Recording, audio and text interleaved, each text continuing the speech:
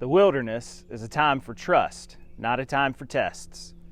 When Satan tempts Jesus to test God by jumping off the pinnacle of the temple to see if God will save him, Jesus responds with verse 16 from our passage today. It's a simple statement not to put God to the test. But the rest of the passage goes on to describe how the people of God did test God in the wilderness, but how God remained faithful in bringing the children of the people delivered from Egypt into the promised land.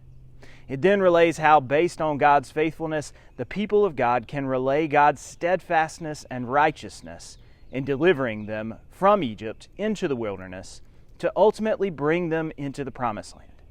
Jesus, by citing this scripture in his rebuttal to the devil, is saying, I don't need to tempt God in the wilderness to prove anything.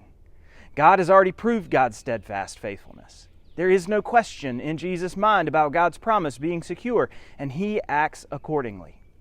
We often want to test God when life gets hard and when we find ourselves wandering in the wild places. We fall into the same despair that the people of Israel did. But we also have the example of Jesus to follow in the wilderness. We can, like him, choose not to test God, to trust that the promise is secure.